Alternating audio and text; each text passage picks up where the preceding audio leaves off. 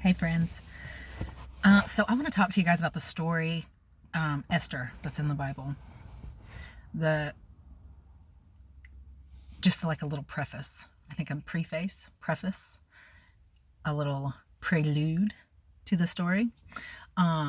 Esther, in the story of Esther, God is never mentioned one time, and I think it's the only book in the Bible where God's hand is not mentioned in the things that go on.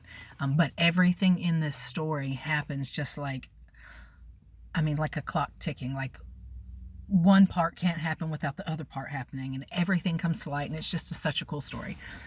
So I'll do my best not to butcher it. If I do say something wrong, y'all, just forgive me. So Esther was orphaned. Her parents died when she was young, and so her uncle raised her. Her uncle Mordecai raised her. And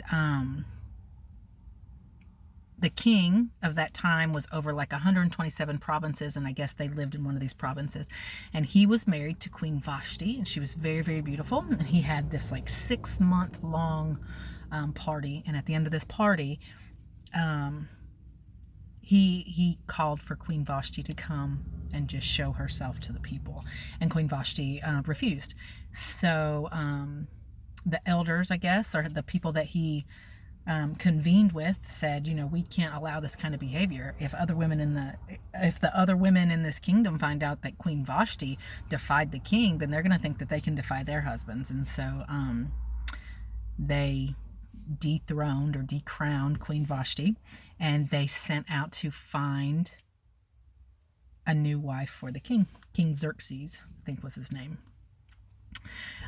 So they went through all the 127 provinces of this kingdom, and they pulled out all the virgins, and they sent them all to have it's like 12 months of beauty treatments. So like 6 months of oil and myrrh, and then 6 months of something else, beauty treatments, whatever that was, before they were able to go see the king. And so when they go see the king, they literally go from one house. They go in the evening time and spend the night with the king, and then they leave in the next morning and they go to another house, which is where all the concubines live. And it was really sad because if you were never called on again by the king, like you just lived this really pampered lifestyle, but you were completely confined. Like you didn't fall in love, you didn't have relationships. I'm sure you snuck around and did other stuff, but you didn't have like the freedom as other people did. Anyways, Esther goes and sees the king and finds favor in the king's eyes. And so he calls on her again, and that's who he decides to marry. He doesn't know that she's a Jew. So, and nobody does. Her uncle told her not to say anything about being Jewish. I guess because they were scared. Because even then, Jewish people changed their names. When they moved and lived around in other cultures, they changed their names to something to fit in. So Esther's name wasn't really Esther. It was something Jewish, and then they changed it to Esther. Anyways. So while she's queen, this is where it gets kind of fuzzy for me. There's all these little events that happen, right? All these little like nitpicking stuff. So Mordecai, the uncle, comes to the castle gates or the front gates every day to check on Esther and make sure that everything's okay. And the king's right-hand man, I forget his name, but the king's right-hand man not only hates Jewish people, but he hates Mordecai specifically. Mordecai refuses to bow to him when he comes in. And so the king's right-hand man comes up with this plan, and he tells the king that there's a group of people, there is a minority group of people who are trying to rise against the king, that they're not doing what he's saying to do. And the king drank a lot, and he trusted this man. So he told this man, you do whatever you feel like you have to do. Here's my ring, the signet ring that marked everything. You do whatever you have to do, and went on his way. And so the king's right-hand guy set up a decree saying that, I think it's like on the 12th month, on the 13th day of the 12th month, that all of the Jews are to be like eradicated, to be killed.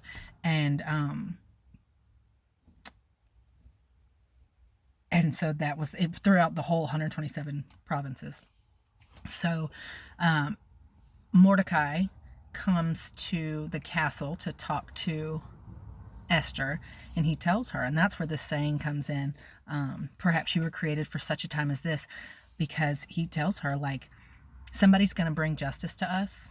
And if you're not going to stand up and do it, maybe we all do perish now, but there will be another person who comes along and does justice. And that's the whole, or has a say in the justice that needs to be served. And that is really the whole purpose of me doing this video, is because I think oftentimes we get so caught up in society, so caught up in what we think we're supposed to be doing, and like work and a job and money, and we just get so twisted up and so confused that we forget that we're all placed here for a purpose. We are all placed here for a purpose. That purpose may be a gigantic purpose, it may be a small purpose, but there is a purpose. And it's really up to us whether we walk in that or we choose not to. And we're allowed to choose not to, We're not just going to like die and cease to exist if we choose not to. But we do have that choice. It doesn't just put us in a handicapped position if we choose not to, but we also are taking away from a life that other people could have, based on whatever blessings could come from us behaving in our gift, living in our gift, and walking in that. Anyway, so I think I'm going to tell the rest of Esther's story tomorrow, actually. See you guys later.